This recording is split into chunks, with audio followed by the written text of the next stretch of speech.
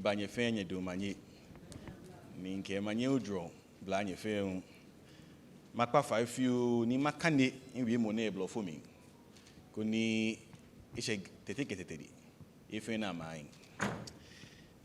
Excellencies, Nimen, Namen, ladies and gentlemen, I bring you warm greetings from the people of Osu. It is a distinct honor to be asked to chair this august function. 74 years after a man gathered the people to speak with one voice, we are privileged to be beneficiaries of his courage and convictions. Convictions started a cascade of events that ultimately led to the birth of our beloved country. Here in Osu, in the heart of Accra, a nation was birthed. And here we continue to host the arms of this great nation. We take great pride in our contributions towards realizing the dream of an independent Ghana. We honor our sons and daughters who stood tall when it mattered. One such giant is Kwabena III. What manner of person does this? This is a question we must all ask ourselves. In the ever-changing 21st century we find ourselves in, the moments when principles and upright convictions must lead the way are many. It helps to understand those who have walked the path, for it is only when we understand them that we can truly emulate them. Today we honor a man who was an astute statesman, an upright traditional leader, and a visionary businessman. The perfect trifecta for times of uncertainty. Its example shines forth to all to see. Kwabena III is not only an Osu and Gadangme hero, he is a Ghanaian hero. I would even push further to say he is an African hero. For at a time when racist laws meant black people had to know their place, he took on a system meant to oppress him and his people, and he won. His victory was not just a successful boycott, though that is what is remembered for. His victory includes broadening the horizon of future leaders to show what was possible with hard work and determination, topped with a sense of fairness and justice. He brought a renewed desire for each person to play their part for national growth. As a traditional leader and as a Ghanaian, I challenge myself each day to toe the path he has set. For every one of us, from our kings and queens to newborns, Kwabena has left a huge shoe to fill. And no matter how arduous the task might be, we must endeavor to fill it. We must look beyond our personal comforts and discomforts and take into account the good of all. We must stand strong and push for what is right. We are called to lead in one way or another, as every chief is called, just like my immediate predecessor was called to do the same. We must ensure we take up the mantle, even when it seems we stand alone. Even in those dark moments when our courage seems to want to fail, it is those moments that we, like Kwabena, must stand tall and be counted. I look forward to hearing from all our speakers as we explore the People's Chief, Kwabena III. Thank you. After serving at Akomu and was leaving to become a king at Asante, he first sold some goods in Osu and bought a lot of firearms before he proceeded to Kumasi to start. Again, in the Battle of Katamanso, in that war which the Ashantis were defeated, The Asantehine's daughter, which is the Asantehene Osiakoto's daughter, Princess Yahom, became the wife of James Bannerman, who was one time governor of the Gold Coast, lieutenant governor. And he had children with them, about 7. 2 of them became very important, Charles and Edmund Bannerman. Edmund is called the boss of Takwa because he was the first person who became a business owner of Takwa machine. That is the gramophone. So he was called boss of Takwa. And then Charles was the first person to introduce newspaper journalism in Gold Coast. The newspaper was Gold Coast Herald. So that shows you the importance of Asante-man. So when he was coming to Osu, he was not only coming to Accra to represent, but also to come and see his in-laws of Osu. That is how important Osu is to the Asante-man. So we cannot talk about some aspect of Asante history without also diagnosing historical evolution of Osu as a state. Now I enter into my main subject. The subject I am discussing today is the comments of New Kwabena Boni, but I'm looking at his anti-inflation campaign and the new phase of consumer politics in Gold Coast and the lessons that need to be learned from. Particularly in the age when telecommunication organizations and big corporations are charging exorbitant prices, and we see people not being able to research and diagnose the issue and demand for proper accountability as well as good pricing. And that is one of the aspects of New Kwabena Boni's life that has not been historically been diagnosed, to find solution to how does natural rulers, I mean the traditional rulers who were there before the emergence of politicians, hold the state accountable without being tagged as partisan. This is very important for this occasion. So in this discussion, most of the history, as Mr. K.D. Frimpong apparently started, the writings have shown that New Kwabena Boni's name always come out when we are discussing the economic history of this of Gold Coast and Ghana. So Dennis Austin, Maxwell Owusu, David Fieldhouse, Sarah Stockwell, Garrett Austin, our own Professor Dubuahim, and many others have positioned New Kwabena Boni within the context of economic nationalism in the Gold Coast. Very few work has looked into the role of consumer politics and how New Kwabena Boni can be situated within that context with regards to his comments and activity in the Gold Coast. So before I start that, let me give a brief background to New Kwabena Boni as Mr. K. started. So New Kwabena Boni II, in his own autobiography, which is New Kwabena Boni II, Milestones in the Histories of the Gold Coast, autobiography of New Kwabena Boni III, Osu Alatamanche, also Nana Owusu Akentan, the third, or your Kwahini of Teachuma Asante. And most of the analysis I will be making today will come from this wonderful book the man himself penned and told us from his own words to understand who he is. He was born Kwabena Theodore Taylor to Mr. Theodore Williamson Taylor, who has a Sierra Leonean ancestry. And if you go back to Osu and most of the coastal areas, we know the emergence of the Sierra Leoneans and the intermarriages that occurred. So if you look at Osu there itself, Theodore Kwabena Taylor or Williamson Taylor had a cousin, which is T.C. Nylander, whose son C.T. Nylander will become a politician in Nkrumah's government. And his son also is Ladi Nylander, we know of CPP.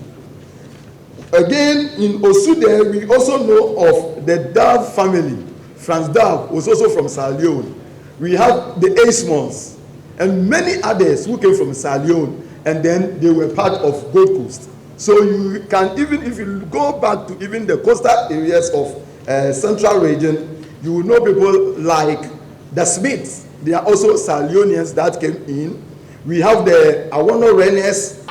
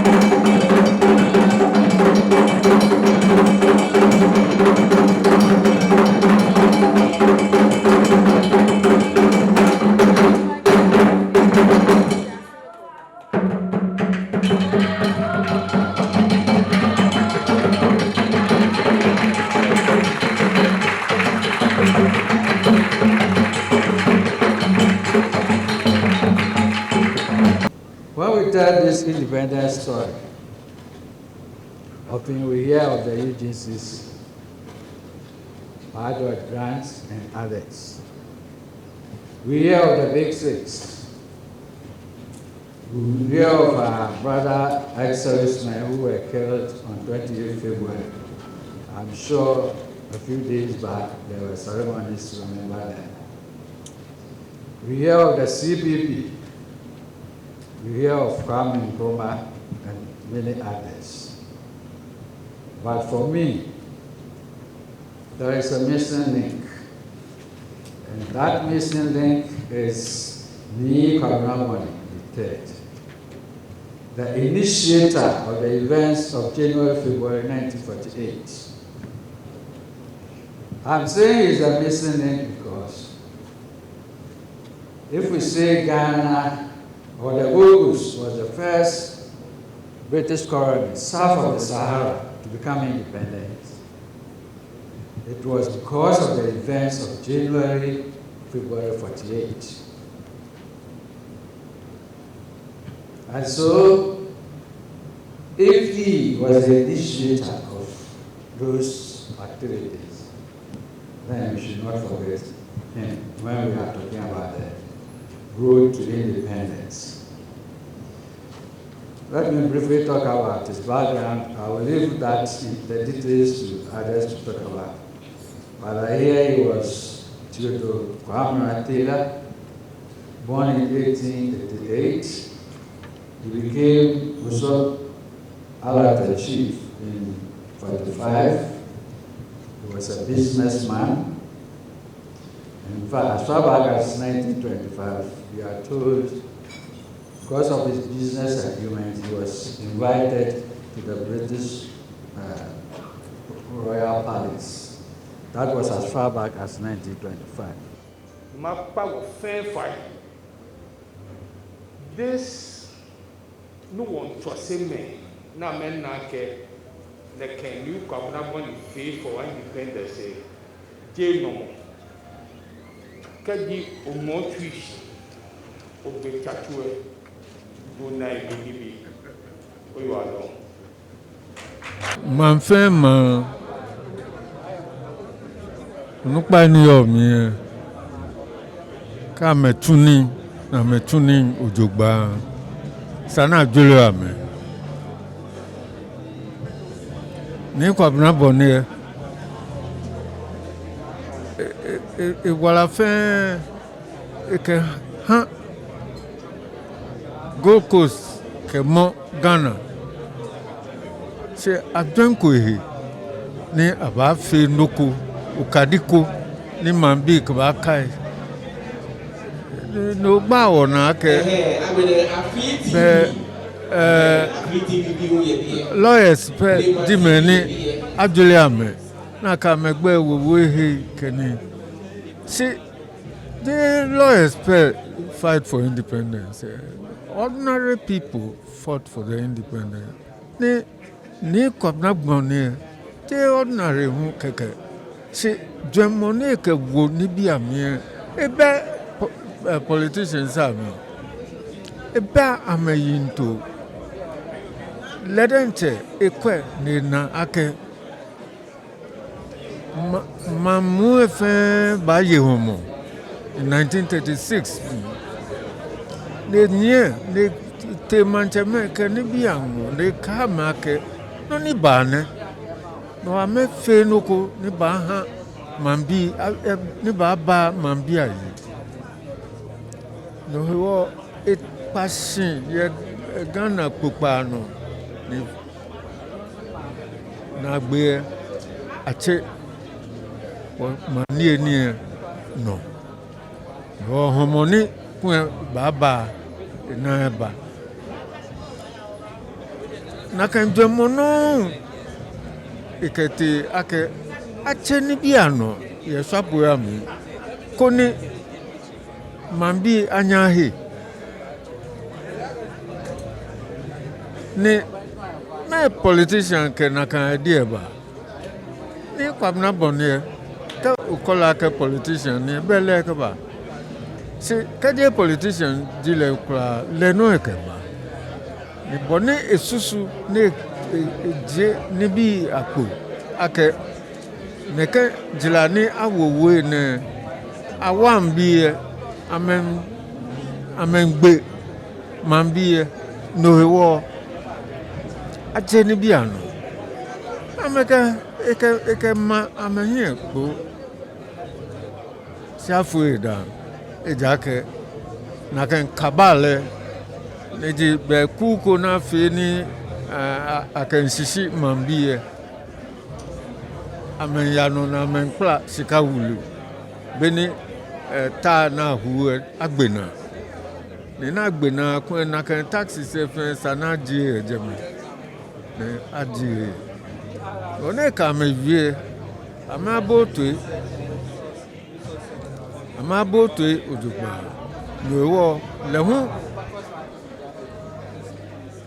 ike eku ne eche na me jensin ake ameke mamfen ba vie na me te round amete ko igbe ana igbe bokan ben so keke be wo man hewo eba bonde ne bua mana ne bua demona ake ke wo fe ne kanine aba cheni bia no ahama bi ni ka ba cheni bia no ahama bi mambi ba na hejole lo wo ni Kwabena bonne fe ne kanine je e ta no ko ke han ehi se ta ke hama bi ni le bene ka amra lo fu egbe ona ameke amba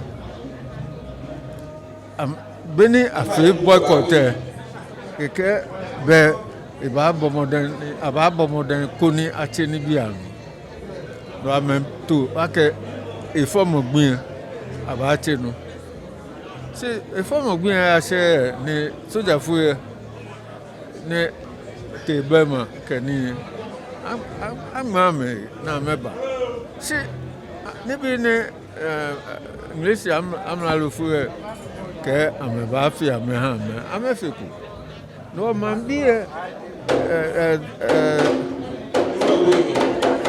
asrafu ke mambi behe si still no ko ba no ni ameke demon ya amaha amralo fu edente wa menya egbe no ni emre katun na kan bia me wo beke bi ji wo no ya school ya atimunta no ni Kwabena bonne ni bi na efie no ha no ni chole fast forward ni bi ano a fast forward independent struggle the British be munshi I'm a Watson Commission can be see traffic no friend no achakule akakonoko afekonoko ye wo vie wo te amlalufu anu wo kame vie ake wonto ni wo son noko wo masi wo hale afeku dole kan hawo ake money mo wa ni independence ba bene ba ye pe no kla no mene no ni note owo ni je edu no che ifi ne